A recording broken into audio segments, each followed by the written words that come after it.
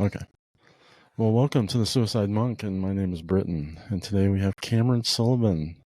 She's going to tell her story. She's got a profound, an interesting life so far that's compelling. And she's in the mental health field and wants to help people and take her suffering and make it into something that's more beautiful than what she's experienced and help people. And so she wants to share her story today to hopefully have people relate with her and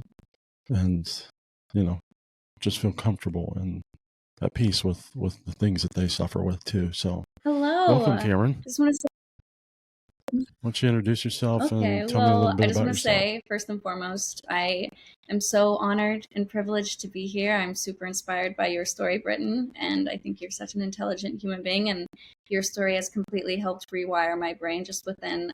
I just recently met you, but it has already helped me in many dramatic ways, and I'm very lucky to be here and super excited to be able to speak with you today. But yes, hi, I'm Camryn Sullivan. Yeah, of course. Well, thank you. I'm Camryn Sullivan. I'm 22 years old, and I have experienced suicidal ideation since I was 9 years old. I'm a survivor of suicide loss in my family and of my own personal attempt. And I've been sharing my journey of recovery online for about 6 years now and share my life lessons with everyone asking. Okay, I'm doing where are that you doing that? on Where are you sharing Instagram, that at? YouTube, most social media platforms, but I would say Instagram and YouTube have been the most prominent within, and I've stayed the most consistent on. On my Instagram's Camera Mary, and my YouTube is the same. And then also, I work on the team of a company called Self Cares for Everyone, where we normalize these conversations as well. And I've been with them for about 3 years now. And yeah, I'm super happy to be here. Nice. Great. So what was it? You said about 9 years old. What was it then that kind of made the switch? Was there trauma Yeah. there? Was there like, tell me a little bit about that. Like, what was your So, situation at that time? I learned about suicide in a very dramatic and traumatic way when I was 9 years old. And interesting enough, tomorrow will be the 14-year anniversary of it. And it may sound silly, but it's still super difficult for me to talk about. But that pain that I still feel 14 years later, of course, has caused me so much pain, and maybe was the catalyst behind how I've experienced ideation for 14 years as well. But also, we'll talk more about it later. I do think that's also feeling that grief for so long after is also the catalyst on why I think I'm still here. So we can get more into that later. But 9 years old, I lost a family member due to suicide. Should I just tell the story? Should we start from the top there? Or? Yeah. Yeah, absolutely. It's your story. Like, so yeah, please. I mean, we're all affected Yeah. by the things that happen in our lives in profound ways, and we all deal with it differently. So that's what makes your story unique, but it also is relatable for other people. So that's the It's power of still that. super hard to tell. So my apologies if I don't speak the most eloquently here. It still weirdly feels fresh, if you understand what I mean. But okay, so this family member of mine was such a rock in my life, and one of the most confusing parts of it was the happiest person I knew. He really held the family together, such a sunshine of a human being. Everyone that knew him never had anything negative to say. Such the personification of light, and definitely was that in my life.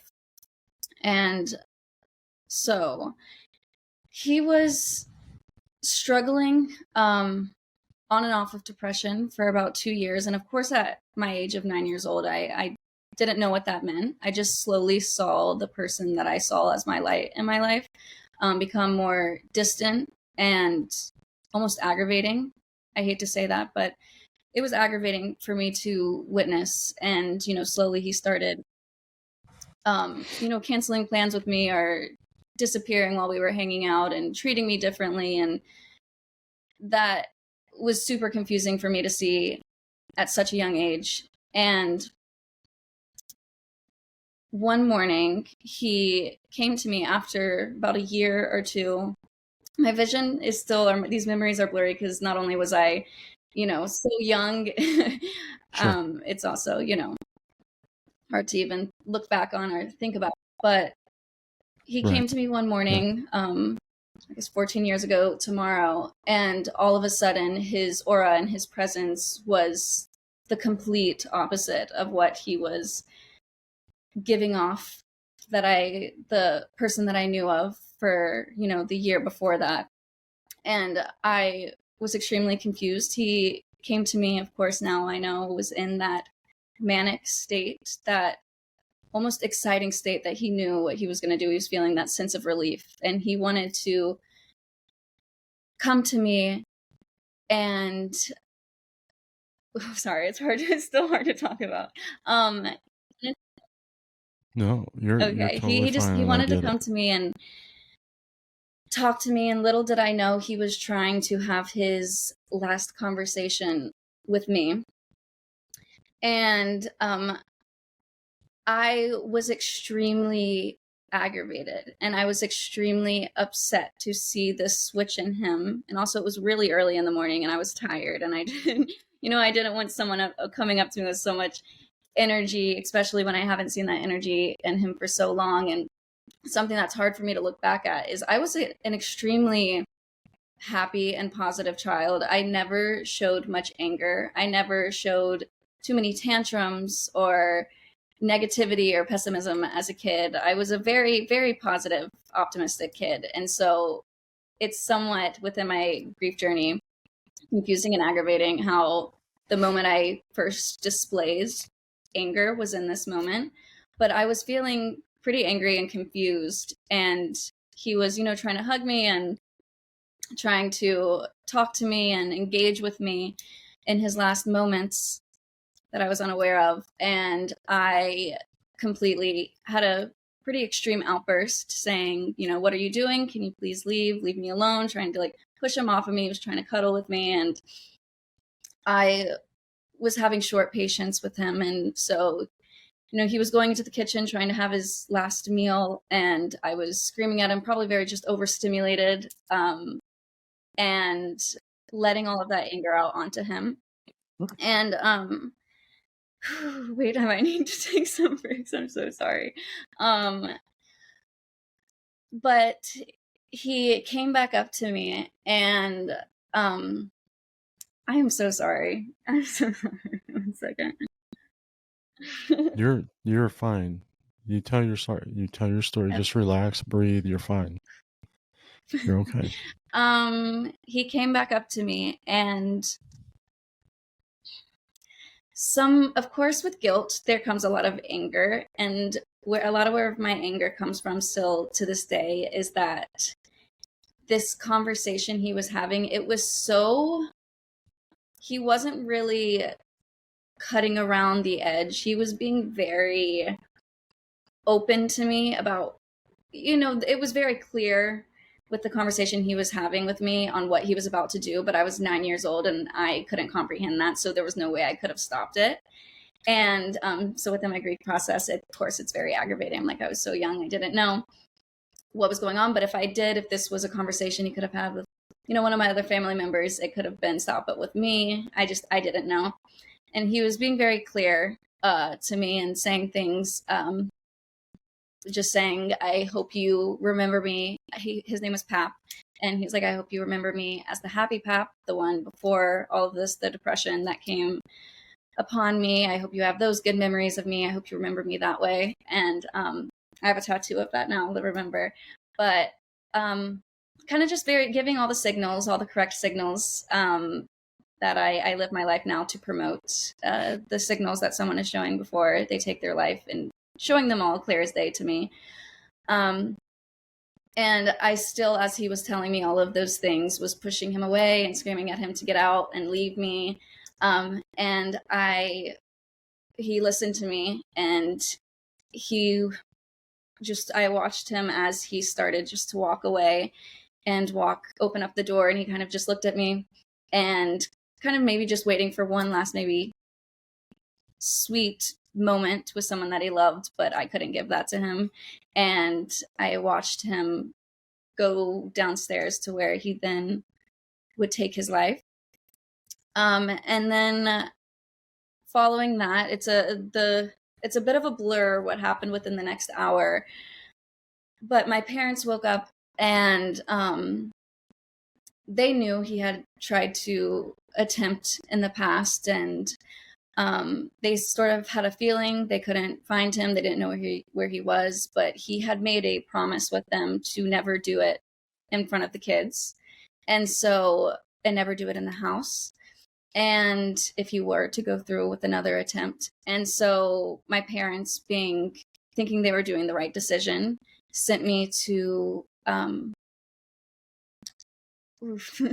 sent me downstairs to where he was living with us at the time, and it sent me down to his room. And it feels weird to talk about because I wasn't able to say the word suicide out loud until 5 years ago, and I've been struggling with this since I was 9, and no one knew. None of my friends, none of the people I was closest to knew about this story until only a couple years ago. So it still feels like, fresh to talk about. I don't talk about it much. So it's interesting, but yeah. Yeah, I'm gathering that. Well, these are the tough things. I mean, it is. I know what you're going through right now. Up until March of this year, I suffered my aunt's death. She was this wonderful woman, and we buried her on my birthday when I was 10. And that really sent me into a spin when I was at a young age. But I suffered with that for 44 years. And this year, on my birthday when I was supposed to take my life, I'm sitting there and I'm like, there's nobody that loves her more than I do besides her mom. I get to spend every year with her. I get to celebrate her every year because she shares my birthday. I had it's still like real, that's raw for me. So I understand, but it's raw in a different way now. Yeah. And it's not the same as what you went through. No, don't let me diminish that, because your experience with this is much different than mine. Don't worry. That feels good to hear, though, because I think this might be society's voice getting into me, but I do feel silly sometimes. I talk about this loss or talk about him so much. I don't talk about the story. But people are like, oh, like how recent, thinking it's like 2 years ago with the way I talk about it. I'm like, oh, like 14. And they're like, oh, okay. But I also find that beautiful. So that's why do you find that beautiful? I find it beautiful because that it's fresh for me, because I think it's new that I find it beautiful. I think for a while I found it opposite of that. I found that debilitating and devastating, just because, especially when I was going through, I think the hardest part of my ideation, where I would say about like 4 or 5 years ago, when I wasn't yet recovering. I'm in the stage of recovering from it. I still struggle with ideation, but I'm wanting to get better. I am finding life. I'm finding purpose. I'm not wanting that anymore. But when I was wanting it, it was hard because, it felt unmotivating that for so long this was still affecting me. But I think as I was recovering, I find it beautiful because I'm privileged within my journey, because I have people that love me so much, and I love so much. And I know, seeing death firsthand and experiencing the death of a loved one and seeing how it does truly affect them that long, really, I think, saved me. I think that pain became such a big asset for me, because, everyone, when they struggle with this, they feel like a burden to the extent where they don't feel loved. They don't feel that they have that connection to where people will care. They think they'll get over it after time. But this person in my family that I love so much, I was 9 years old, and so I didn't get to grow that deep of a connection. There's not much depth you can really have in a connection with a 9-year-old, you know, but it was deep enough to affect that person for the rest of their life, you know? Yeah. And it's a difficult conversation. Yeah. But that's a deep connection. It's a difficult conversation to have, and it can branch off into so many different ways, but sure. I just find it beautiful where it motivates me to not put that pain onto other people. The difficult conversation to have is speaking about if it's a selfish act or not. Within my recovery process, I go back and forth. I think for a while, saying that it wasn't a selfish act helped me heal and helped me forgive him. It was hard to believe it wasn't a selfish act when I fully related to him and fully got to step in his shoes and see why he did. I didn't want to think it was a selfish act because I wanted to do it myself. So I, refused to believe that it was. Right. As I'm healing, I realized that it is absolutely understandable to have that anger and believe it was selfish. I'm happy, he is at peace, but I think it's like a tough love. Sorry, I'm getting really off topic, but okay. You're doing fine. It's a tough love thing that I think works best with me, because while I was experiencing my ideation growing up, I think what worked best for me, I heard it all from everyone. And I think what hurt maybe the most were people that told me, we won't be angry at you. We just want you to feel peace. I had people that were saying, we won't be mad. We won't be upset. We just want you to do what makes you feel best. And I think them giving me that freedom, they thought they were doing a service for me and understanding me and being careful with me. But I think what works best for me is that tough love of people really saying, do not do that to me. Like, you don't want to hear that in the moment. You don't want to hear how you feel selfish by them taking your experience and kind of turning it into theirs and saying, you're going to hurt me, you're going to do this is going to affect me for the rest of my life. I didn't want to hear that, but now it does. So that works for you. It does, because I think the way it really works for me is because I've experienced it firsthand, to where I know it does affect you for the rest of your life. And it really, I can't do that to anybody. I really don't want to. Of course, I go into, when you're in that mindset and you go into that deep depression where you, it's a dark, and it's hard place to think about others. It really is. And I go back and forth, Yeah. It's damn near impossible. Yeah, definitely when been in those places in the past, it's been hard to really, I will say it is a selfish mindset you go into. It's unintentional. It's not like you can control that. But it's hard for me to think about how, my mom would have felt. It's hard for me to think about how my best friend would have felt. So I'm not pressing blame on my family member, and I'm not, I'm working on not being angry, because I know you truly just cannot think about anything else. Your brain cannot wire properly or work properly in that moment. But I don't know. I think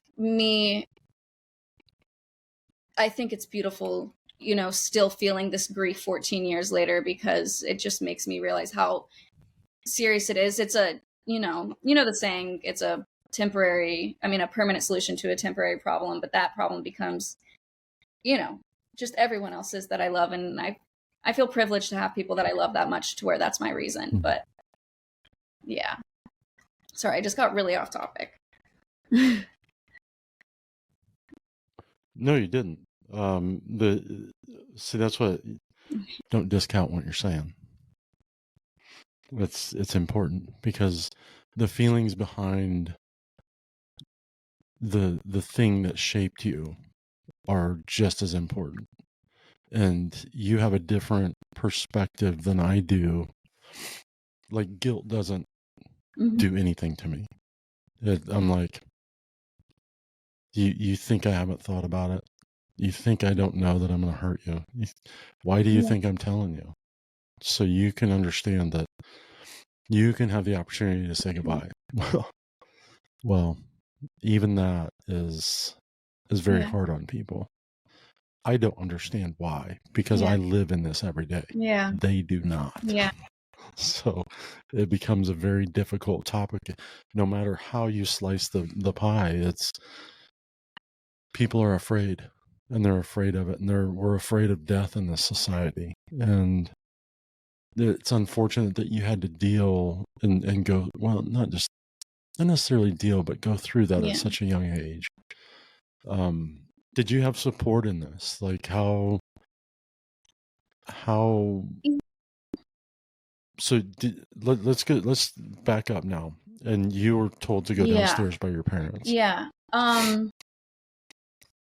So I was told to go downstairs by my parents because they had made a previous promise with him that he would not do it inside the house. And so they were looking out for my best interests. And so as they went to go search around, they sent me down there where his room was. Turns out, I'll keep this as light as possible. Turns out that he went through with it there. So I was the one to find him. And after that, it is a huge blur, of course. But it's traumatizing because in many ways, but traumatizing because it was in the middle of all of my toys.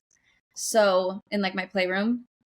And so I was very confused. This was the first time I think was introduced to death in general. I think I had a very filtered childhood. It's hard to talk about my childhood trauma because other than this, I mean, after this, it's different. But before this, I think I'm lucky for how my childhood was. You know, I had a pretty stable family before this. I had a pretty good life.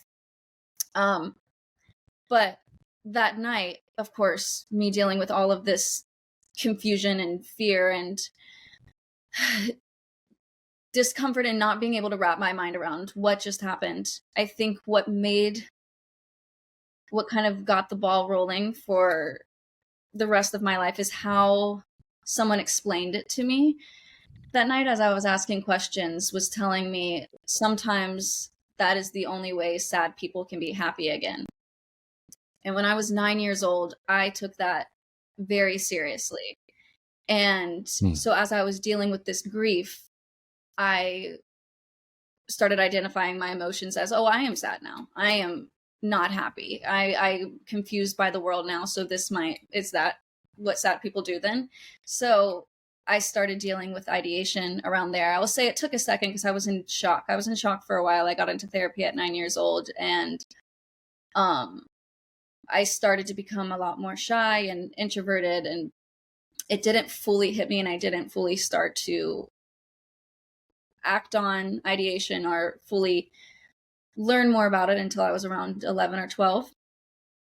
But yeah, about the support question, it's difficult because I don't want to sit here and I don't know. I feel you're going to hear me say the word privilege a lot because I do feel privileged within my journey and my healing of my journey with suicide, because I think it could have been worse. And I don't want to invalidate my story also by saying that, but it could, because because you could have been given more along the path, but you learned what you needed to learn the way you learned it. So don't invalidate what your story, because your story is important.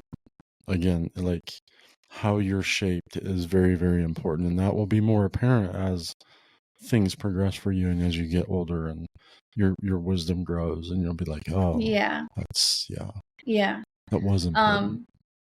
But with the support, it was difficult because I didn't grow up. We've talked about this. I didn't grow up with many friends. I did have some. I don't want to sit here and be like I had no friends. I had some friends, didn't hang out with them much. I was mainly spent my life just very chronically online. That was where I had my connections and my friends. I didn't have much outlets outside of that except my family. But my family, I'm not the only one that was going through this grief. This was a family member, and I have a family outside of this person as well.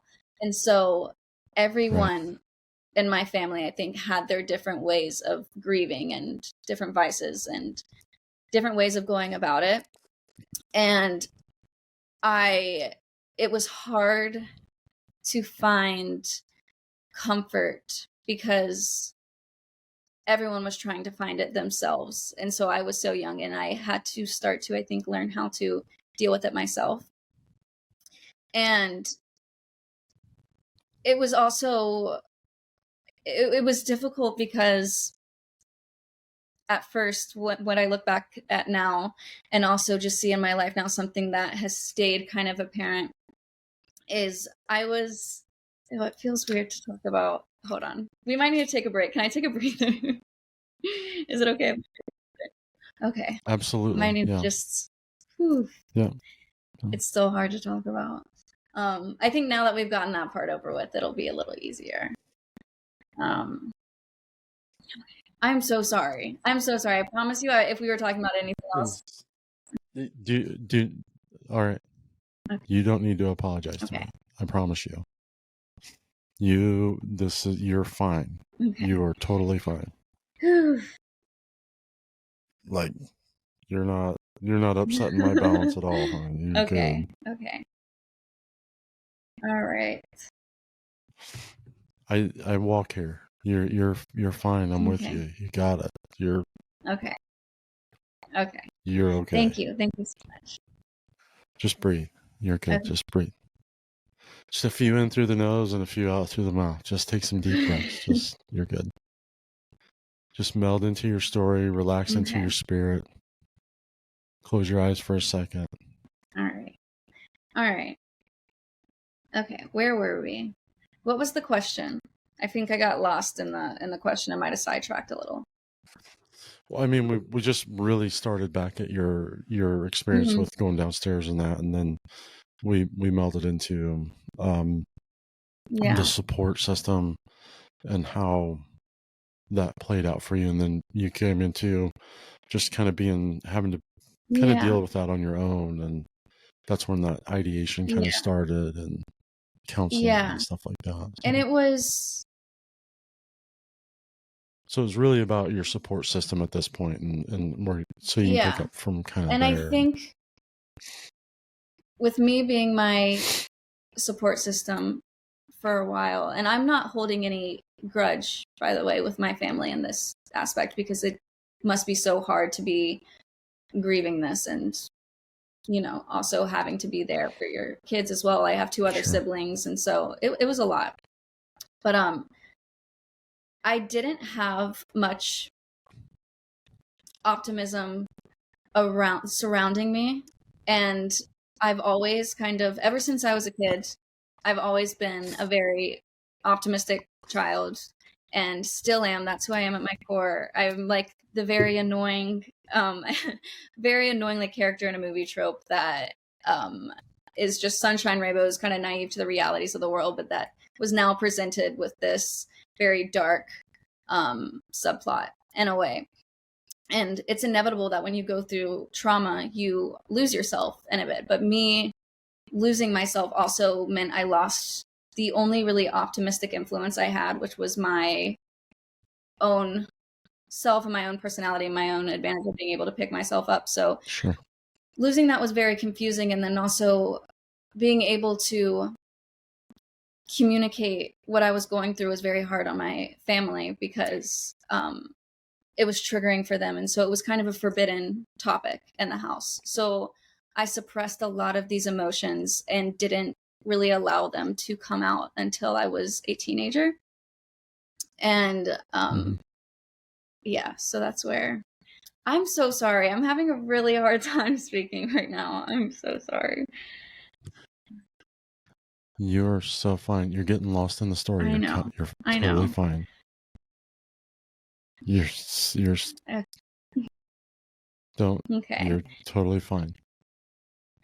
What are you nervous about? I'm nervous about speaking. Like, this isn't just my story. I think it's also my family's story, and I'm nervous for them to listen. And I'm nervous just saying it because I've told the story that I started off with before. I've had to, repeat it a bunch of times in therapy to be able to finally come to terms with it. But moving forward, I haven't ever really, it's like I'm processing this alongside of you right now. I'm finally like speaking about it right now for the first time. So I'm like, oh wait, this happened, I forgot this. So it's very, it's scary, but it's needed. It's just very difficult.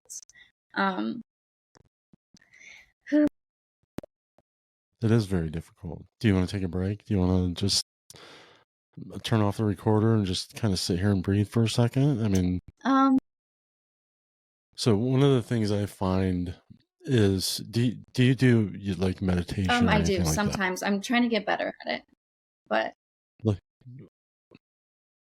okay. So I'll make meditation really, really simple for you, and it will send you into places that you've never been before. Pick a focus word. Mine is be still. It used to be still and know that I am God, and then it just kind of is like, be still, just be still, breathe. And then I start compartmentalizing all the monkeys that are jumping in my head. I'm like, you go to your hole, you go to your hole, you go to your, like, the girlfriend, the boyfriend, the relationships, the mom, the dad, you all go to your little spaces. Because I need to focus right now. I need to breathe, and I start to breathe. I start in through my mouth, or in through my nose and out through my mouth, and that's it. And I'm like, every time there's intrusive thought, I'm like, just be still, just be still. So I've learned to do that, and I do that in high stress situations like traffic. Traffic is a hard one for me. So I've practiced that over the years, and now I'm calm. Now I'm like, go around. You're good. You want to flip me off? Fine. I got 2 of those too. That's neat.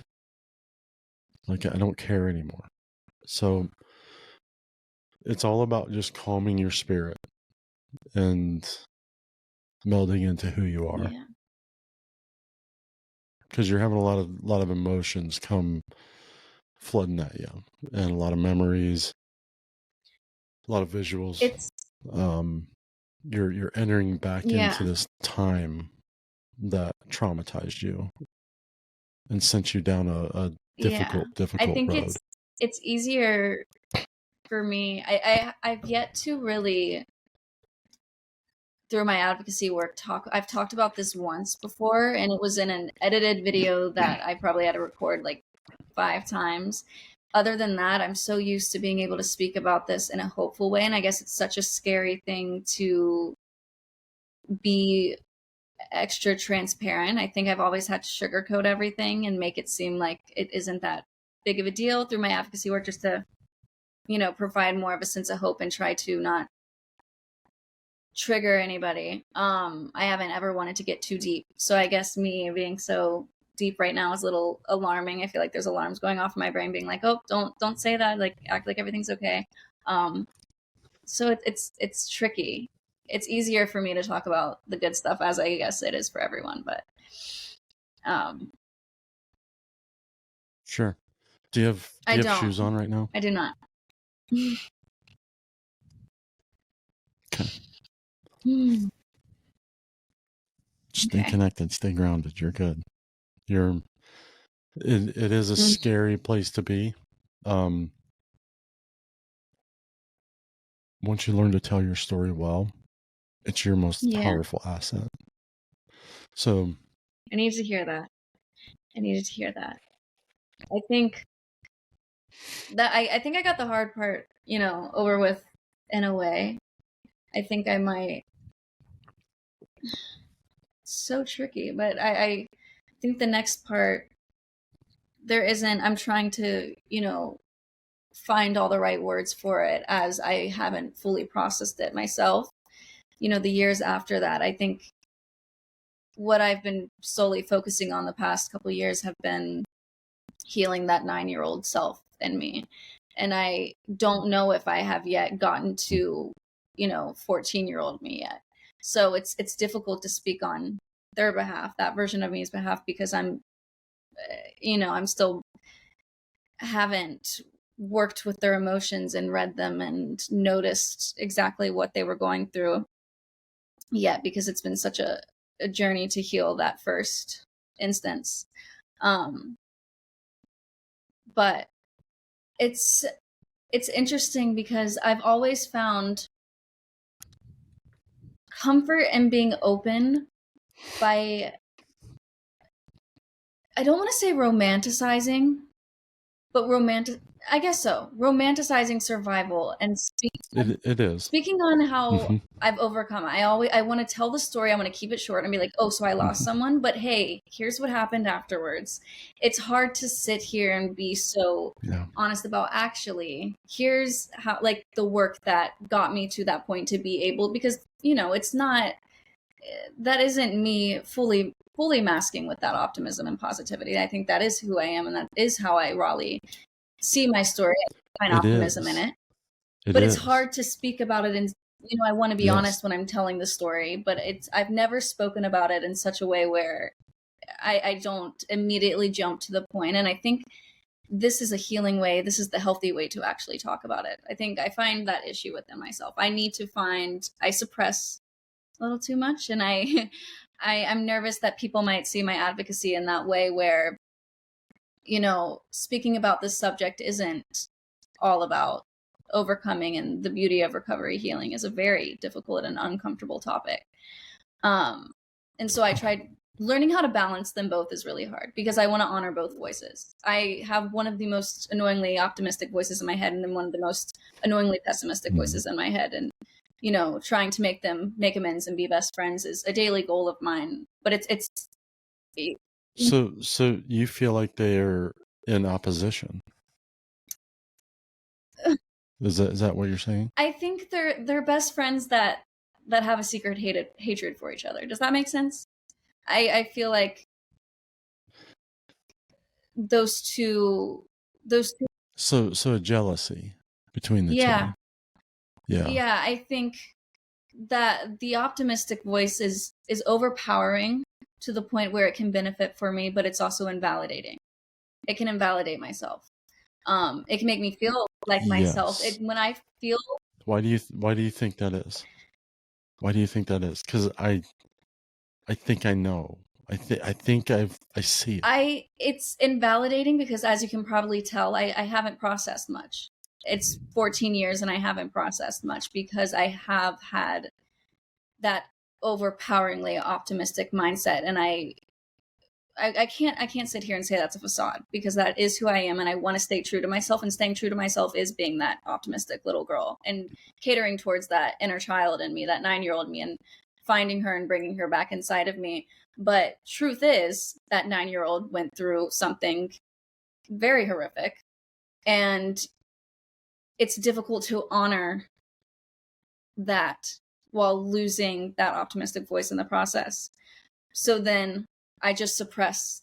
I suppress and I suppress and I suppress. And that's what I'm currently, I think, the stage of healing I'm working on, is letting that voice, that contrast, speak a little louder, and not let it be invalidated, and not let it see as a burden, but also not letting it overpower, if that makes sense. I want it to power, but not overpower.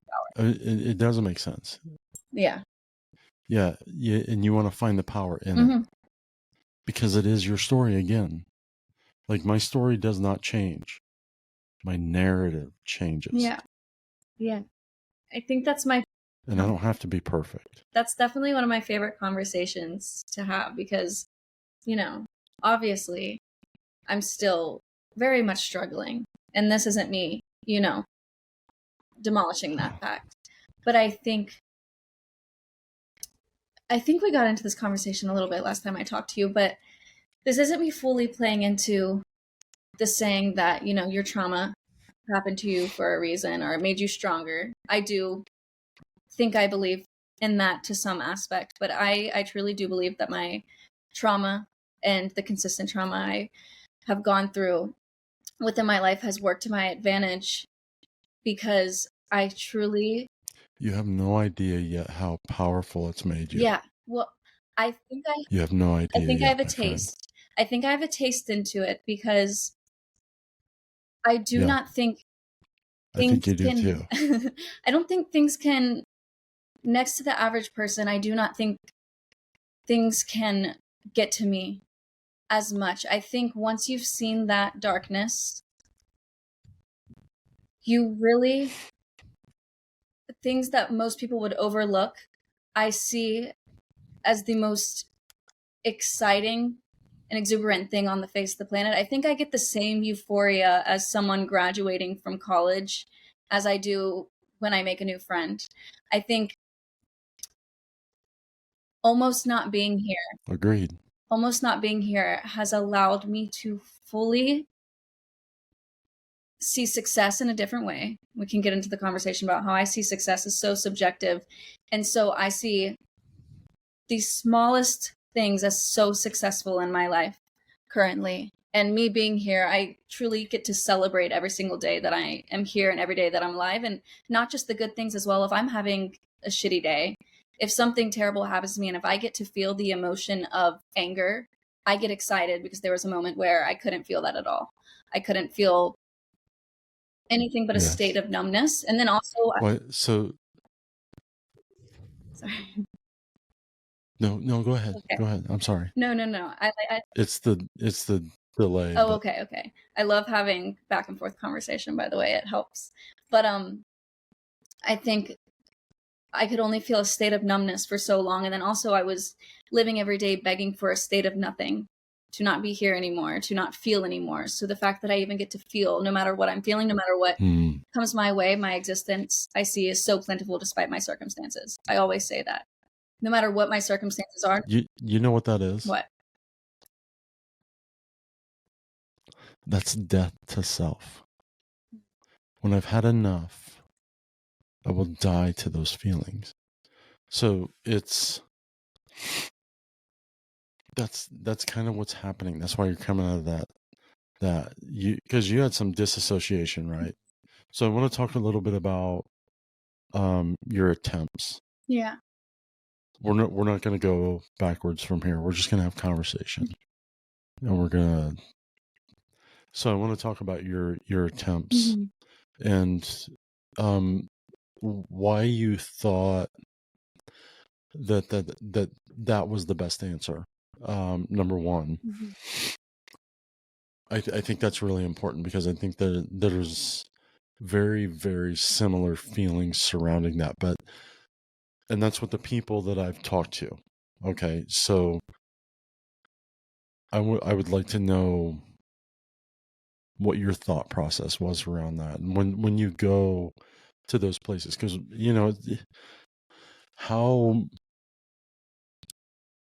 what were some of your attempts? Why did you attempt this? Why did you attempt to take your life? What was surrounding that? It's not just that your uncle took his, it was that you had some profound verbiage, was that if you're not happy, this is it. Yeah. I mean, this is the way to be happy again. Yeah. So there's that profound message as a young lady, as a young girl, that says, if life gets too hard, you just quit. And then you've got this profound inner soul that says, but what if I hurt the people that I love?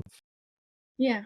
And how have you navigated that? So, because you've come out of a place of darkness, not totally out of it, but a place of disassociation, because that's what happens when people call it selfish, but it's life is so horrific and tormenting that you have to shut off everything. Like, you can't take another moment of negativity, and that's all you understand. Yeah. And So how are you starting to rework that and navigate that? I know I've asked a lot of questions, You're good. but I think you're an intelligent woman and you can answer all those Thank questions. you. So I might don't talk overestimate to me. me. I might need, some reminders. No, you got this. um, Just talk to me. You had some yeah, attempts. Talk to me about those. yeah. So, of course, there's many factors. There's never one sole reason why someone would Right. go through with that. And they are a little spaced out. But I will say the main ones were as I got older, and I've been dealing with this ideation since I was 9 years old, I lost a lot of hope with that grieving process for how long it was taking. In my eyes, it was taking a long time. I also just, suicide prevention was not a topic in my life. Suicide was, not suicide prevention. Mental health Right. was not, the conversation around it wasn't normalized. It, you know, in contrast to how it used to be to how it is now, of course, we're gaining more of insight and it's being normalized more online. But within my own personal life, I grew up in the South. There wasn't many progressive conversations going on. And then within my family, it was such a taboo subject. So it wasn't, it just, there wasn't space for me to feel what I needed to feel. I think I was working through all of this internally and I was tired. I think that sums it up. I was very, very tired. And my first attempt that resulted in me going to the hospital, I was in high school and I was struggling being in the closet and I didn't have many friends.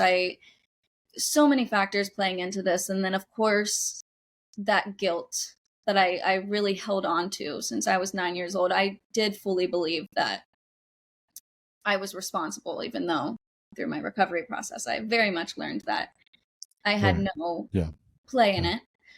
But holding that guilt, I think I grew up, I think, with the same guilt of someone that murdered someone. I truly believed growing up that that was who I was and what I did. And still to this day, that's honestly, that's kind of the impression I got as you were telling me about that, was that you feel so responsible, even still. I'll say, and maybe not fully the way that you used to. Yeah. But it's still not gone. Yeah, I'll say when I started to prove myself wrong with that and realize it wasn't me is when I started experiencing it really deeply myself, because I was lucky enough to be able to open up to people that I trusted and go to my mom and tell her how I was struggling. And, it like I said, a very taboo subject in my family. So it wasn't very spoken about. When did you go to your mom? I went to my mom at first when I was around 14 years old. And this trauma was still very fresh because this was her dad that passed away. Yes. Yeah. You're not going to downplay your mom. It's a very difficult thing to. Okay. Suicide's a very difficult thing. So I went to her. It's her father. Yeah. And so. Yeah. You had pain from that. That's okay. But the way it was handled when I first went was a bit of a lash out, a bit of a, like, well, we're sending you straight to the hospital if you bring up this word again. So it was I kind of steered clear from bringing that up again. And I kept it to myself. I really had never spoke about this topic until I went into therapy at 16 years old, about a month before my first attempt. And I got to. I'm sorry. What age? I missed that. What age? 14. 14. I went to my mom, and then my first attempt when I went through with it, I had ideation, growing up, but my first actual attempt that was planned was 16 years old. But with the guilt thing and no longer feeling responsible, I was lucky enough by 16 when I opened up to my mom about it, and my few friends I had in high school, being able to slowly open up and leave some hints. I really at this age, I didn't want to fully tell them what was going on because I didn't want anyone to disrupt my plan. I didn't want to be like, hey, this is what I'm about to do. This is what I'm doing. But they could sense that there was struggling going on. And I had great support. And I think even after my attempts that led me to go to the hospital, that ideation still stayed. It didn't just leave because I, was discharged from the hospital. And so the support that I was getting from these people, I was really so lucky to have that. But the moment I realized that it wasn't my fault for what happened when I was 9 years old, is that support went in one ear and out the other. There's nothing that they could have said or they could have done to make me not want to do what I wanted to do. And with that and experiencing that, I realized, okay, wait. So there's nothing I could have done or said, especially, again, emphasizing at 9 years old, or just in general for anyone, that you really, that guilt is something you cannot hold on to yourself, because when someone has this in mind, they're about to do it, there's really nothing much that could stop them. It is their decision at the end of the day. It's funny. And I would imagine that you've experienced this, whether recognized or not, but there's always a blockade. Something interferes. Yeah. That's why we're still here. Yeah. And I think that's one of the things that have fully come to terms with in the past year or two, is I think I threw around some credit a lot. I had an issue with giving people the platform of saying, oh, you saved my life from the support, or the support that you were giving me through this time. And in a sense, yes, they helped. They helped. Did they save my life? No. But I'm learning how to credit myself. And that's where I think I find my most self-love. Of course, I'm a 22-year-old girl. I struggle with self-love, as most people do. But where I find my self-love and where I find feeling accomplished in myself is, I feel like that blockade for me was somehow always myself in the moment. It's an interesting conversation that I'm still trying to wrap my head around, because I don't think there were moments where I really wanted to die, but when that moment was about to happen, there's some type of, I always say what saved my life fully is myself and my curiosity. I was born with so much curiosity. I have so much curiosity. And that always kept me from fully being able to go through with it. I tried to, and it didn't work. But after that, there was something that always stopped, and it was a what if question. My obsession. Well, I think that I think that's a really great statement. Honestly, I think that's exactly what saved my life. Really? Is I threw the Hail Mary. Let's see if this is what it is. Yeah. Let's take it. And what do I have to lose? It was curiosity. Yeah. It's interesting because that curiosity. So I think that's a beautiful statement. Thank you. Thank you. Whenever people ask what saved my life, I always say curiosity, because truly, but it's interesting, those what if questions, like what if this happens? What if that? There's also the opposite of that, which played into my ideation in the first place, is what if my future is like this, or what if this happens? Those anxious thoughts. So they contradict each other. But I think giving myself that tough love, I think I had to be really hard on myself and be like, it's almost egotistical of me to think I know what happens next. It's very naive of me to think that change is inevitable. So much change has happened to the point where it's very overwhelming, but it's inevitable. It's naive of me to think that this is how it's going to be forever. Yes, I, might not have the best proof because I've experienced this for so long, so it feels a little hopeless. But within those 14 years, I've also had so much change. I've had so much healing and growth and recovery, and it's consistently happening no matter how slow the pace is going. It's going, It doesn't matter about the speed. Well, and that's a beautiful statement right there. Is yes, it's been hard over 14 years. It's been hard over 44 years, but it didn't come without change. Yeah.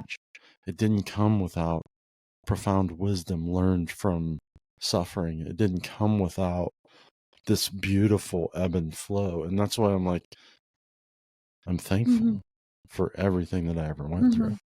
Me Oh my too. gosh, it shaped me in a way that even though I couldn't see it at the time, it shaped me into this incredible person that I'm able to be patient now. I'm able to step back. I'm able to be loving. I'm able to create space. I'm able to, like, there's so much to me. I'm like, oh my gosh, it just keeps unfolding. I'm like, this is really, really cool. Yeah. And it gets like, what a privilege. Yeah, truly. People might look at me like I have two heads when I say that, but I do think that my pain is a privilege of mine, because I don't think I want to be someone else. It is deteriorating at times, because I look at people who I do feel behind in a sense of society's view of how you're supposed to be at this age. I could feel behind, and there are moments where I do succumb to that and believe that. But the way I view life now and the way I go about my life, I might not be on the traditional path. I think in a sense I did lose many years of my life and my childhood. I couldn't go to high school. I had to be. Did you? What'd you say? Did you lose it? Lose what? Did you lose it? Lose what? Those many years of your life? No. Okay. Trust me. I know. I know. I know. In a traditional way, yes. In a traditional way where I was unable to go to college because of my mental health. I was in and out of high school. I had to do my classes from online, and my room, and my teachers had to come visit me because, I didn't get that prom. I didn't, too scared to be in those relationships and stuff like that. So in a sense, compared to people my age, I feel like, I missed out on some things. I missed out on some things, but I think the path I'm going on, I think or the path I went on, I feel privileged to do so, because honestly, I look at my friends and people my age metaphorically killing themselves over the fear of, getting an A on this test in college. And that's what's, driving them right now. And that's what's driving their anxiety and their pain. And they see it as so important. And what I see as important right now in my life is, oh my God, I'm here another day. If I get an F on this test, or if I'm in a fight with my friend, thank God, you know what? I'm just here. I'm here to experience. I'm here to live.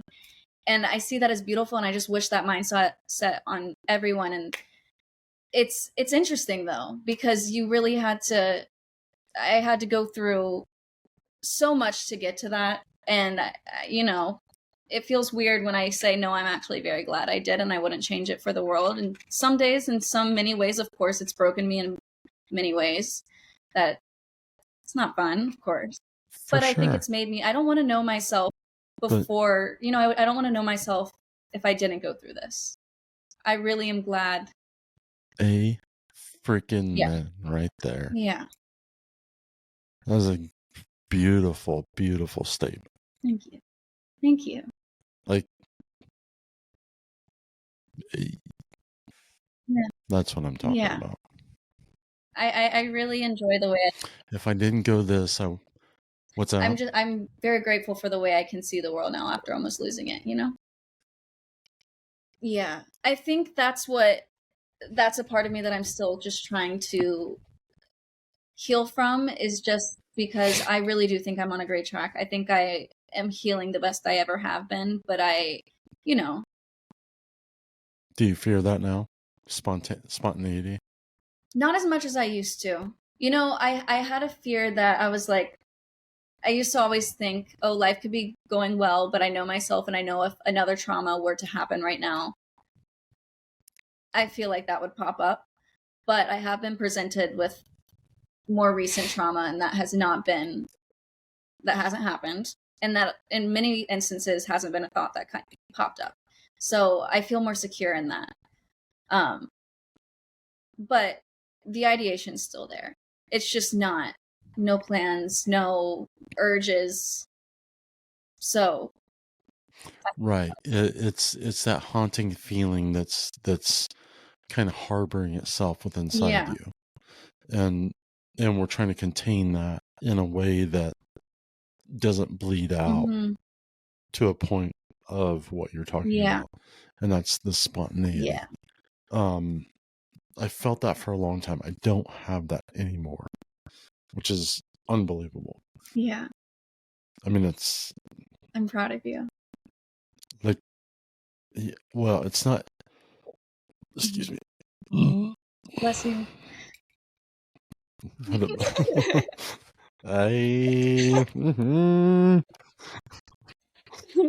So, but I don't even have the ideation. Yeah. And that's a lot of times what I learn is never forget where you came from. Never forget who you are.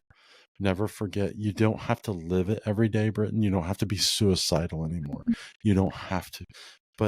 And that's what I tried to hold on to. I was like so afraid of letting go of this suicide ideology because I was afraid I wouldn't relate. Now it's like this distant smoke, and I'm like this really thin distant smoke with graphics in it that says suicide, and I'm like, that's kind of a joke. Like, that's just a metaphor, because I have this beautiful, giving, loving, caring, nurturing, healing spirit that is just fucking awesome, and I love it. Is it a I don't mean to be graphic, but I'm just like, what's Is that? it a little scary now having this new regained mindset of just not experiencing? I thought it was going to be. I resisted it. Yeah, I resisted it. And then I was like, Britton, your faith says that. And I'm sorry, we'll go back to my faith. I asked myself, I was like, did Jesus love himself? I'm like, well, fuck yeah, he loved himself. He's like, well, Britton, why wouldn't I love you that much? I'm like, okay, I can understand that. Why wouldn't you love yourself that much? Why wouldn't you just love yourself? People call it ego. The church calls it ego. Society calls it ego. I'm like, I actually like who I am. Yeah. I'm a really like, when I look at my spirit, when I say, Britton, who are you? I'm kind, I'm generous, I'm formidable, I'm caring, I'm protective, like, I'm not a pervert. Like, there's so many great freaking things about who I've become, and I'm like, well, why wouldn't you love that? Yeah. I'm like, well, I do. Well, what's the problem with that, Britton? Well, nothing, because those are all good qualities. I'm like, oh shit. And then the next question is, well, with all those good qualities, what will you do with them? Well, I'm going to give them to people. Every single one of them. And I'm going to show them who they are. And it's like, oh, fuck. Like, you just became, you now just entered into on the narrow road. Yeah. Because that's loving people. That's not judging people. That's loving people. And you're going to take a beating. And you're going to get hurt. I'm okay with that. You know, suicide is a thought that comes into my brain at least every day, but that it's kind of tricky to say because it's not wanting to take my life. It's a part of my job. I'm a suicide prevention advocate. So the thought kind of lingers along with me, but you know, I've overcome the want to die, I would say about a year ago. You know, there isn't that want anymore. Or honestly, like maybe 2. It was on and off for a second, but for about a year now, I've been clean of that urge. But I'll say it had to have been one of the hardest transitions to adapt into this new mindset of not falling back on that possibility or falling back on that escape. I think relearning myself and meeting myself again, or honestly, like, it feels like meeting myself for the first time, because when I had this ideation, I was 9 years old. I wasn't able to fully grow into who I am and who I'm supposed to be. So I've been doing that. And I've also been, you know, experiencing emotions for my first time and learning how to handle them in non-destructive ways. So although it's so exciting, it's also just such a confusing and overwhelming journey of, you know, I'm feeling anger for my first time. This is really weird. How do I manage anger? So now I'm having to figure out how to navigate emotions for my first time in ways that are healthy. And it feels like I'm human. It's so alien. It feels like I've gone onto this new planet of, hey, there's like a future ahead of me. So let's, you know, figure out life now. It's so beautiful and it's so exciting, and it's overwhelming though, in good ways and bad ways. But it's definitely a interesting process. I think in some moments it can be more painful than the moments where I was so set on death and so focused on trauma. I think life and wanting to live is also such a probably even more painful, because now I have to actually, I have to do it. I have to learn how to live. I have to. But yeah, sorry. But now you have to learn. Now you have to learn how to live. Yeah, and it's so interesting. It's very interesting, and it's exciting though, and it's fun. Do you find that more difficult? Yeah, I find it more difficult. I find it contradicts itself. It's the most exciting thing ever, and I'm super just relieved, and it's right. just a huge exhale, but then it's kind of like a hyperventilating. It's like I'm exhaling, but then I'm like, it's confusing. So no, you're onto something. You're onto something. That is the beauty. Yeah. Because the reaction, the normal reaction, is to feel that anxious. And what I found is, and this is with advice from friends, is learn how to be the observer.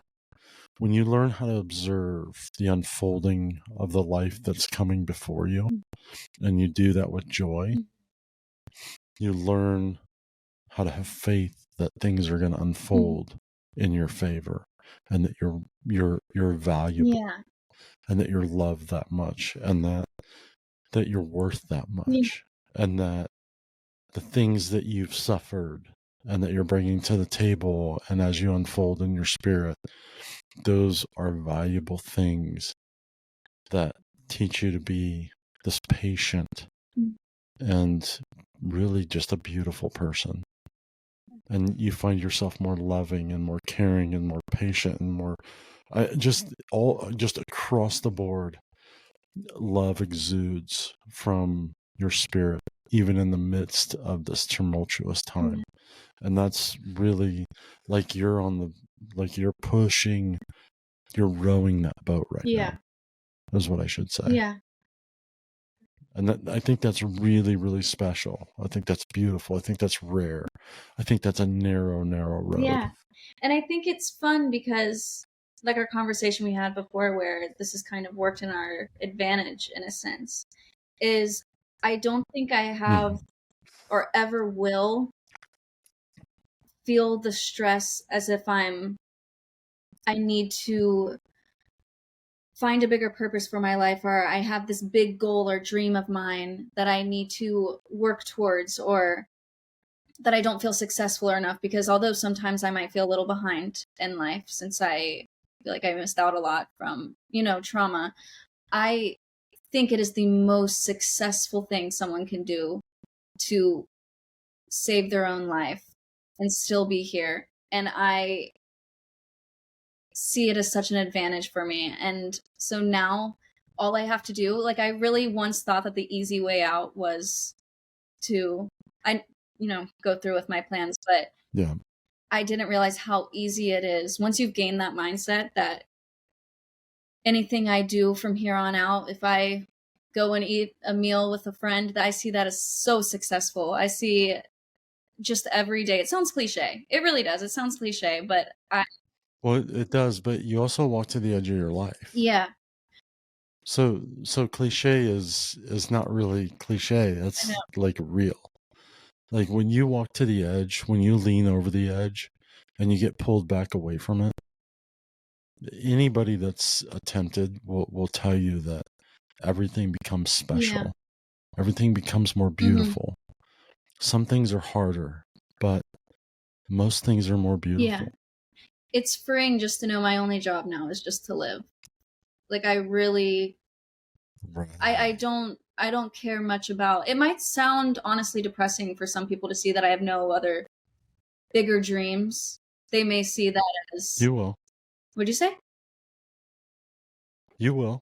You'll have bigger dreams. Yeah, and maybe I will. But for right now, I think, it might sound a little weird to someone and depressing that my biggest dream is to just keep living, to exist, to, not just exist, but to live. But I see that as so exciting and so It's calming and beautiful. beautiful, and nothing really can reach me or bring me back to like a dark point as it once did. Now that I So that's society saying that you have to be something, you have to make money, you have to, I mean, and that's the whole thing. We're so caught up in money, and yeah, it's just like, you know what? I'm the worst off that I've ever been. Again, I told you that. Like, I'm the poorest I've ever been, and I'm the happiest yeah, I've ever been in my life, because I don't think I'll always be here. But man, what a privilege to be able to experience exactly. it, because some people don't even get to experience being poor and being broken and having their car put them in the red. I mean, that's life. Mm-hmm. And that's the beauty of life. It's not that I get upset about it. It's that I get to have joy in the fact that I know it's going to work out Yeah, one way or the other. I'm in the red. I'm not intentionally in the red. I'm not blowing my money every month. I haven't been in the red in 20 years. This is actually really interesting to watch. yeah, I'm like, yeah, this is a different kind of suffering that I haven't really experienced in 20 years. So I'm at the bottom of the barrel, mm-hmm. and I'm okay. I'm good. I like it. Yeah, And it's not always going to be this way. And I know that. And so why not enjoy it? yeah, Why be pissed off about it? right. Why be upset? Why go into depression? Why feel like I got to kill myself? Mm-hmm. Man, because that's exactly where I Yeah, was. yeah. And I don't have to live there anymore. A cliche little saying that I used to always say when I was first starting to recover. I actually look for my younger self for advice a lot because I've been documenting my recovery for a while. So I have, receipts of what I used to think and back when I was 16 or 17 when I was first trying to start to get better. And younger me would always say that living anything is better than not living at all, or experiencing anything is better than not experiencing at all. And I really live by that. So I'm letting go of that What's fear of true? what my future is. I think that plays a big part in everybody's journey. I might be wrong, but that fear of the future of, wanting something bigger and better for yourself, and those expectations and pressures you put on yourself to be something bigger than yourself. And I don't feel that anymore, and that's such a huge relief.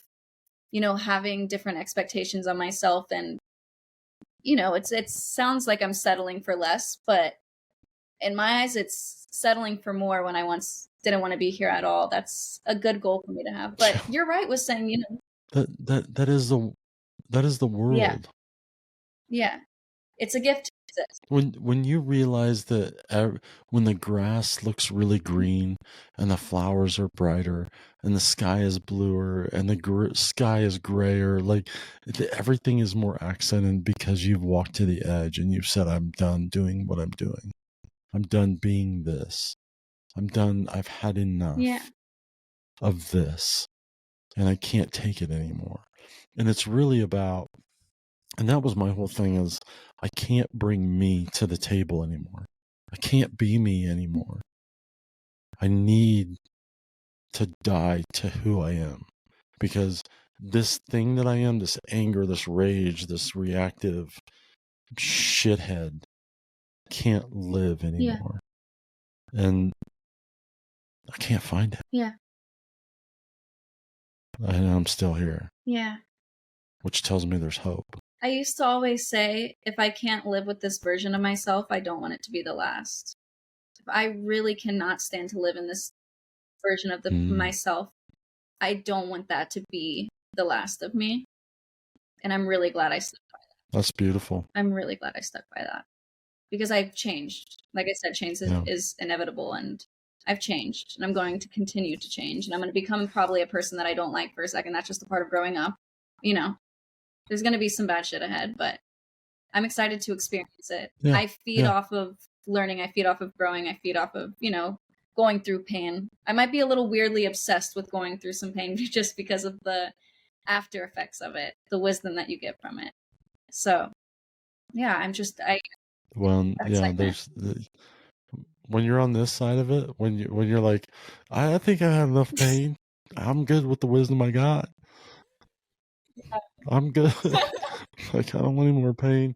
But you're like, okay, all right, I just got to keep doing it. And I just got to keep moving forward. And there's still pain. And it's like, all right, I'm just, you become seasoned, and that's the beautiful thing. And as you grow, especially when you're younger, you get to formulate a foundation that makes you very, very formidable in your belief systems and in the pain and suffering that the world will offer, because it will bring it to you one way or the other. And so no, that's really good to hear you say that. And it's one of the things I think I see in you, and your gift is, like, you're not going to be defeated, even though you feel that defeat on maybe even on a regular basis. That's not where you're going to stay. And sometimes you lose the battle, but so far you're winning the war. And I think that's fantastic. Thank you. Yeah. Thank you so much. Yeah. I'd say the same to you.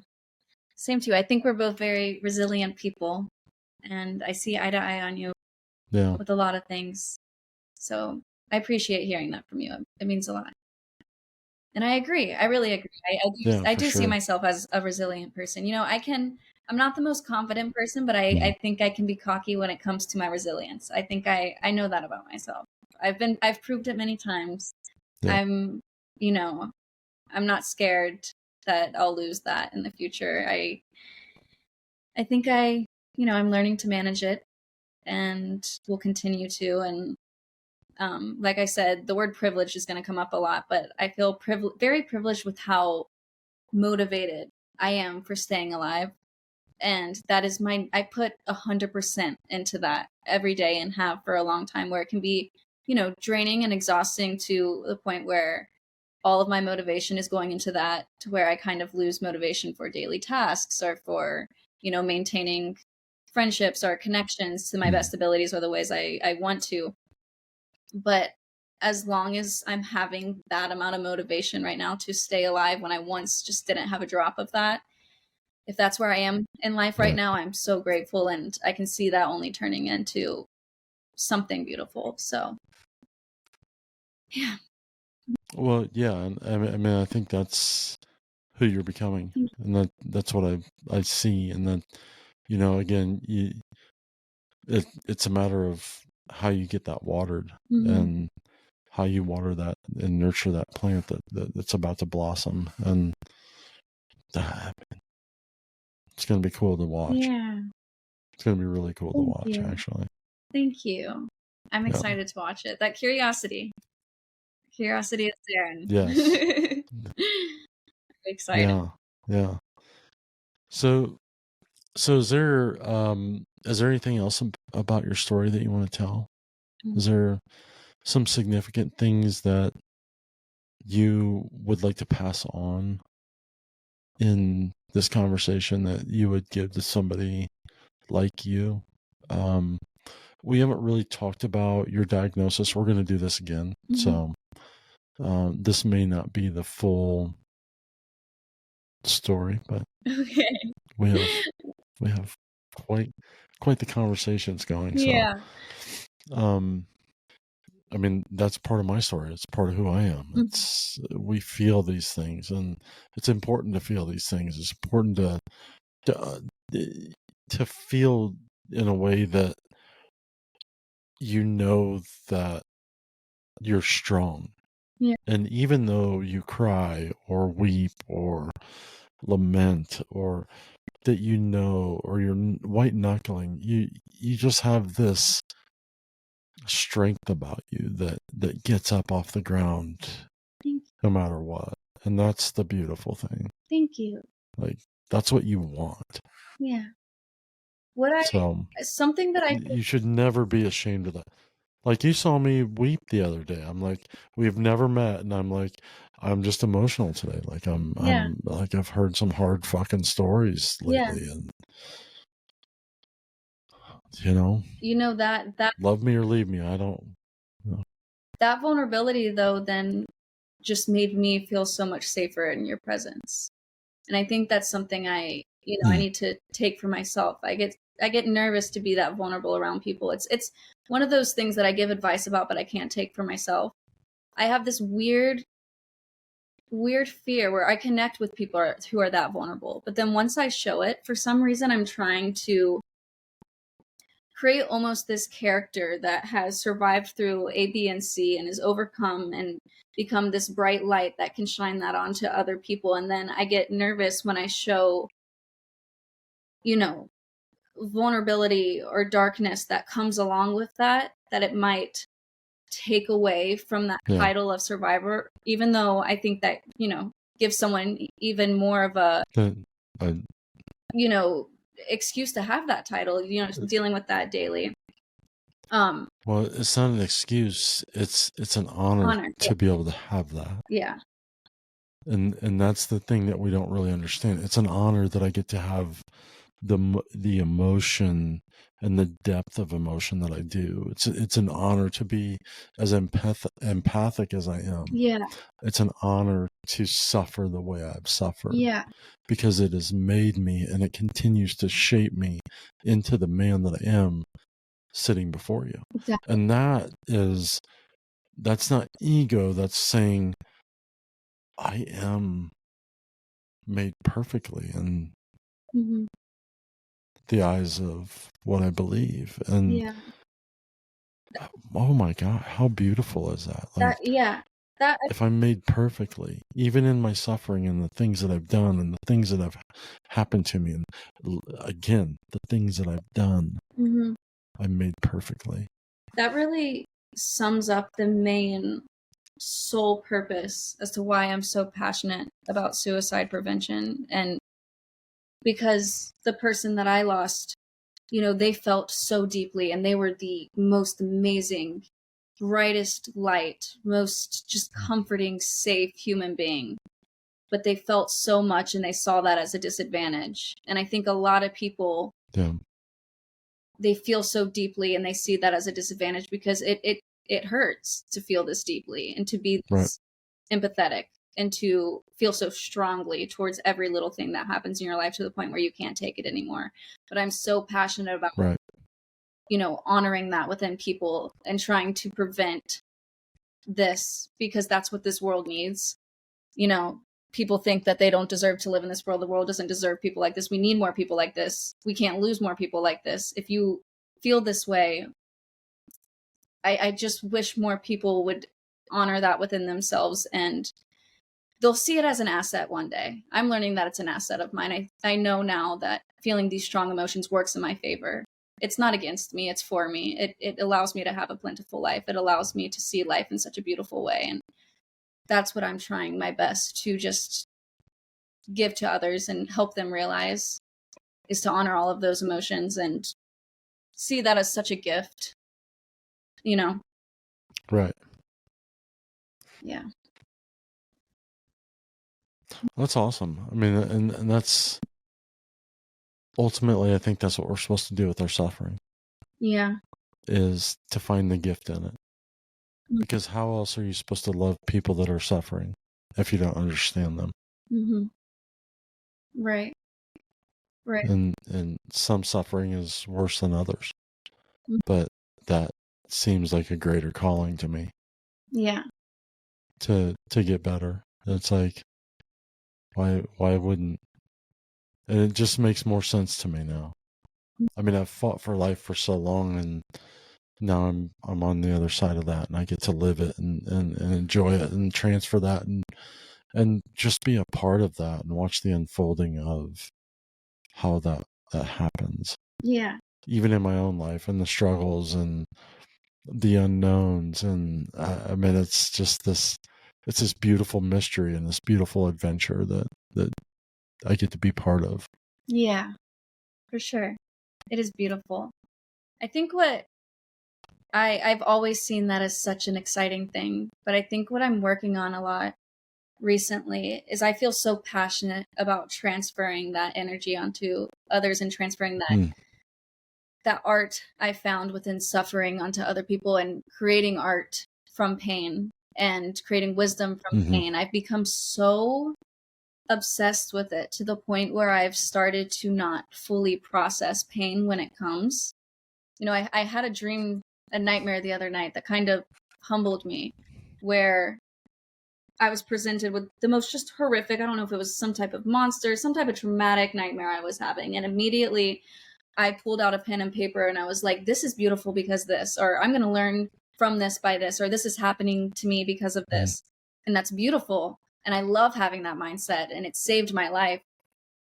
But also it's made me suppress so much that I'm so focused on transferring that onto other people that I need to also, step out of the guilt that has made me feel the need to save others' lives and still honor that and do that when I can, but also focus on, the life that I'm also saving myself, and exactly process the pain, feel it, don't feel the instant need to overcome every single time you feel that pain presented to you. Sit with it, just sit with it for a second, and then overcome.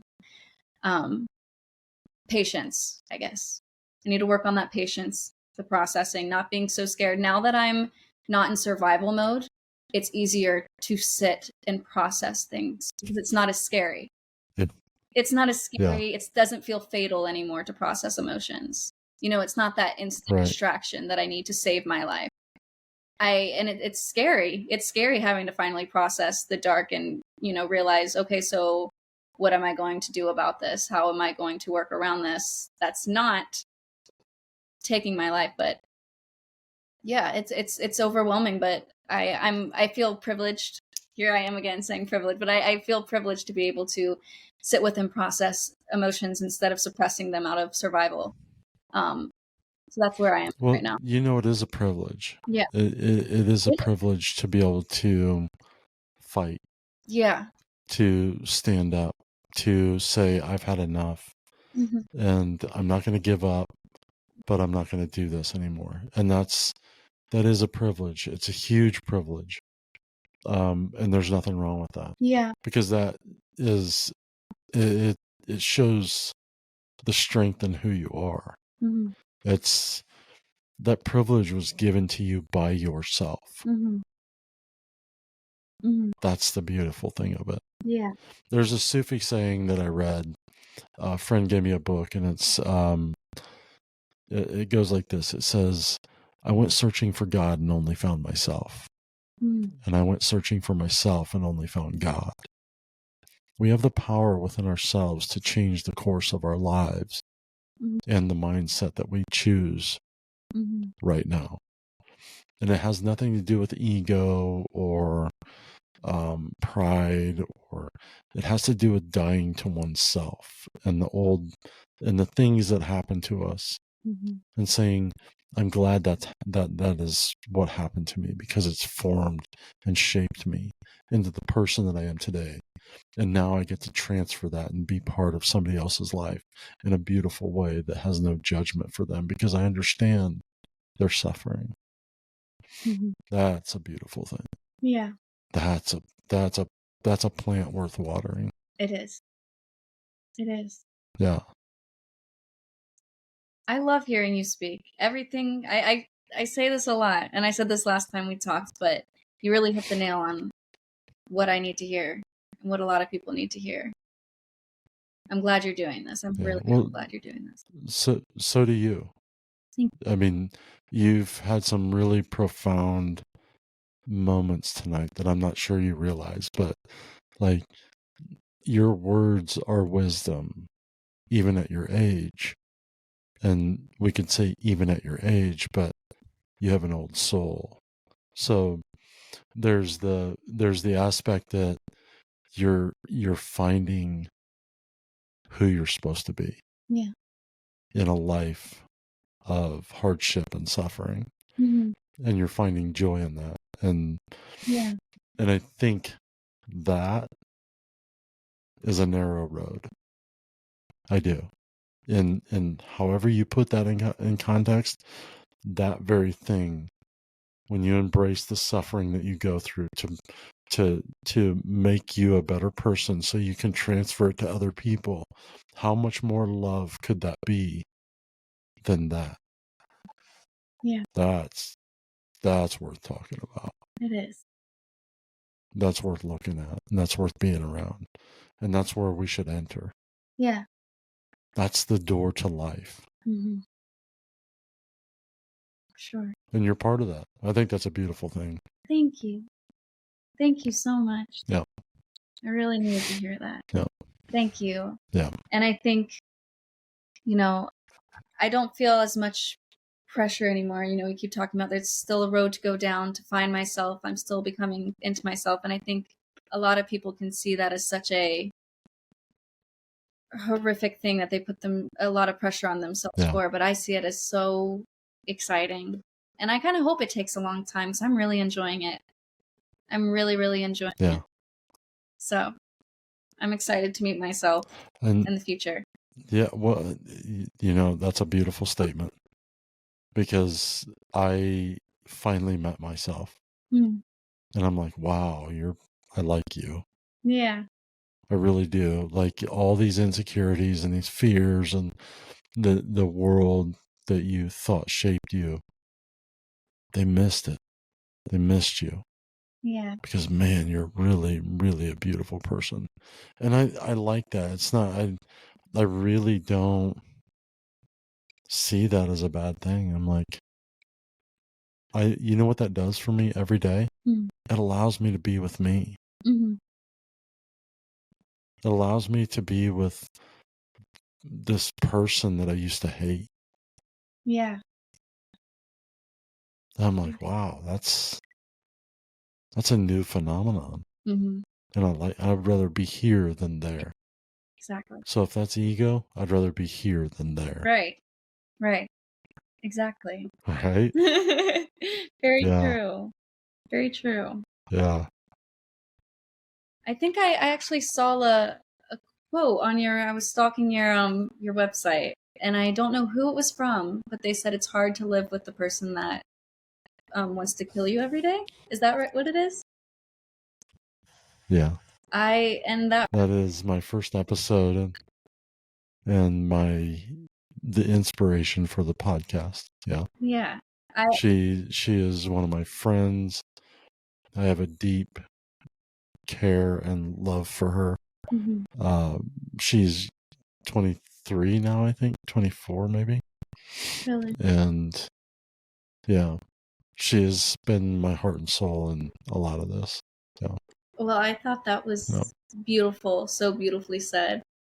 It was fucking believable. Yeah, it was amazing. I was like, are you shitting me? That's the most beautiful statement ever. I was like, yeah, it is hard to live with me. Yeah. How do you come to peace with that? But I think I finally am. So when I read that, I could see past versions of myself feeling just reassured and validated with everything they went through and how hard it was on them. And it's just nice now being able to live with the person in my brain that has kept me here and saved my life, in a sense, every single day. And being able to honor that and find new ways to honor that every day and grow more into that person is very exciting. But yeah, I love that quote. Oh, it was great. It was so good. I was like, this is going to be a good thing. I need to listen to that episode. Yeah, she's good. I mean, we've both grown since then. She's 3 years after walking with her, and it's funny, borderlines are pretty consistent. Yeah. I mean, their highs are high and their lows are low, and sometimes they answer you and sometimes they don't. And I just was consistent with her, and I saw her smile for the first time in this bright light. And it's like there is hope, even for the worst of us, and the most detrimental, and the people that think they have no hope. There's hope. Yeah. And I don't even know what to do with it. It's amazing. Yeah, it is. It is. I feel very hopeful right now. I do. We started this off and you should. We started this off in a very, dramatic way, but towards the end there was so much hope that I gained from it, and I feel very good. I don't want this conversation to end. Good. I feel like we could touch on everything and I could speak. Well, we got other things to talk about. I mean, yeah.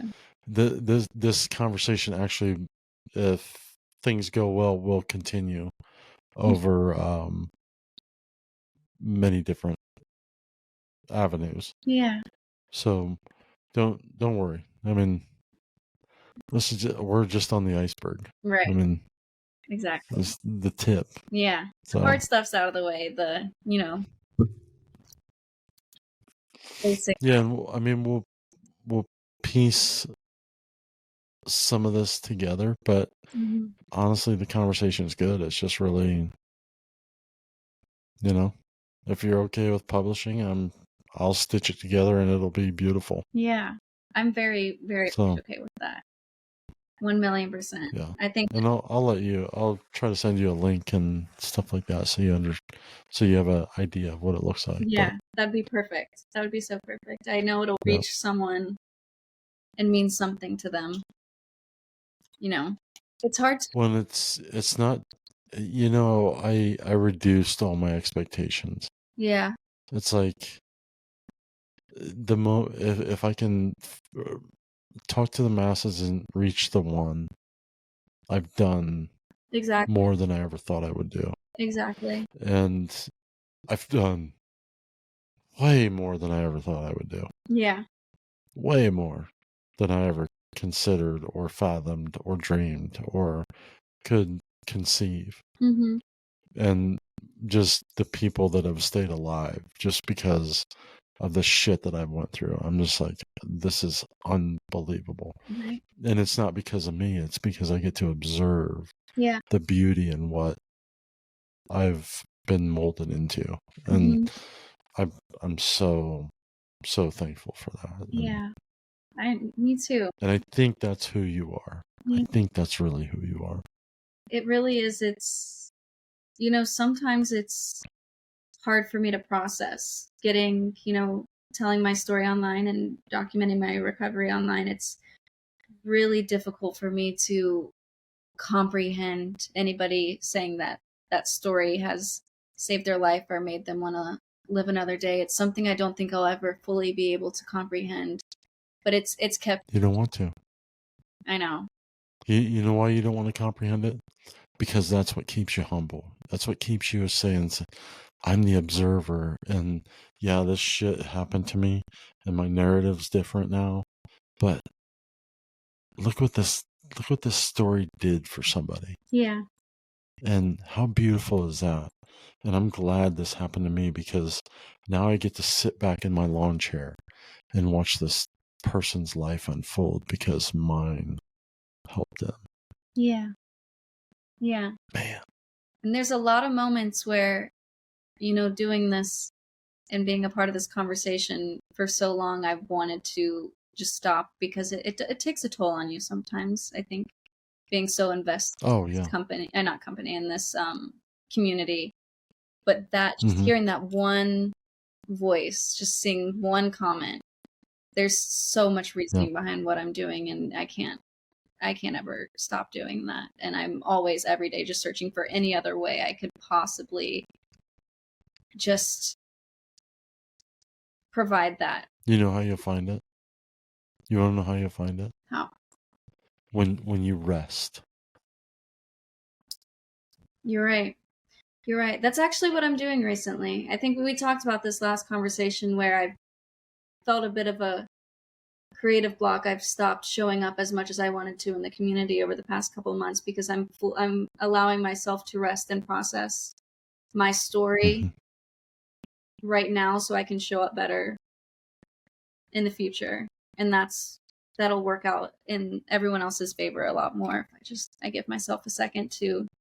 Well, it honestly, it works out in your favor, because then you become you have more bandwidth to last longer. Yeah. And what that means and what that equates to is I don't need to recharge all the time, even though people are trying to weigh me down. It's like I can throw that negative shit off more and more and more and easier and easier.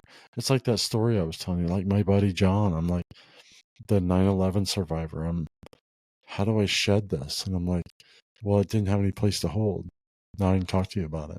Mm-hmm. Now I'm like, wow, my buddy went through the most horrific thing that I've ever heard in my life. And he's got the softest heart of a man that I've ever seen. And how beautiful is that? Like, do I still have the visuals? Do I still have some of the sadness and that? But yeah, did it get a hold? No, because it didn't. You know why it didn't get a hold? Because I'm not angry about it. And I understand the pain and the suffering and the dying and the blood and the guts and the all of it. And we live in a hard world. Yeah. We just do. Yeah. And so how do we take our suffering and make it better? And that's what you're doing. So thank you. You can't ask for a better purpose than that. You cannot. I agree. Well, is there anything else you want to add to this?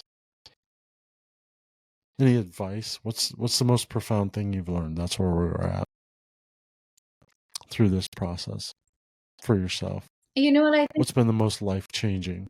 Go ahead. I think I said it actually already. I think I said it when I came back about feeling so deeply how important that is and how that is one of your biggest assets, and how I think people that feel that deeply are the people that this world needs, and that you'll find your outlet for it, and you'll find a way to, make it work for it in your advantage, even if it takes time, patience. Yeah. But yeah, what I said about that is what I wanted to say. But okay, good. Yeah.